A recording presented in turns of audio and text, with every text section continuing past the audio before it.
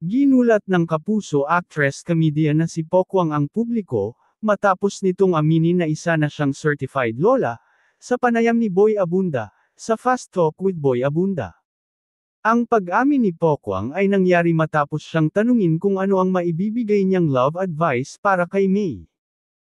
Aniya, ang nais lang niya para sa panganay na anak ay ang alagaan nito ang kanyang puso, at matapos nito ay ang pa-reveal niya, patungkol sa apong nagngangalang Gabriel na isinangguni muna niya sa anak, kung pwede itong sabihin sa madlang people. Matapos ang revelasyon ni Pokwang hinggil sa pagkakaroon ng apo sa panganay na si May, ay ang pasabog na sinubukang palayasin ng dati niyang partner ang anak. Kwento ni Pokwang, nalaman niyang buntis si May noong pandemya. Ito raw ay ang mga panahon kung kailan dapat ay lilipad ang anak pa New York para magtrabaho, ngunit hindi natuloy dahil sa COVID-19. Aniya, hindi siya nakaramdam ng galit at hindi rin niya sinambatan ang anak, nang nalaman ito na buntis ito bagkus labis pa siyang natuwa. Ngunit sa kabila ng pagkagalak ni Pokwang ay ang hindi magandang reaksyon noon ng kanyang partner, matapos malaman ang pagbubuntis ni May.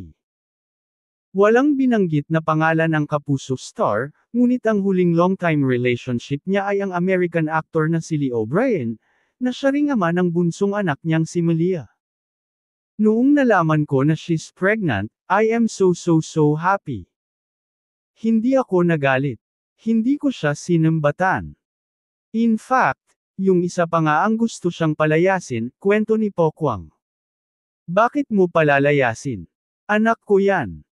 Pandemic, mas kailangan ako ng anak ko, dagdag pa niya. Chika naman ni May, nagulat siya nang sinabi ni Pokwang sa kanya na gusto siyang umalis sa bahay ng dating karelasyon ng ina. Gusto akong palayasin ng ex niya sa house because I got pregnant without getting married. He wanted me out of the house, and I don't know why, sabi naman ng anak ni Pokwang. Pagpapatuloy pa niya, tsaka between me and him, parang mas ako yung may karapatan na nasa bahay, hindi siya kung tutuusin.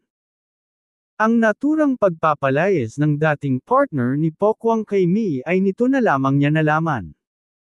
Ani Pokwang, parang this year ko lang sinabi sa kanya.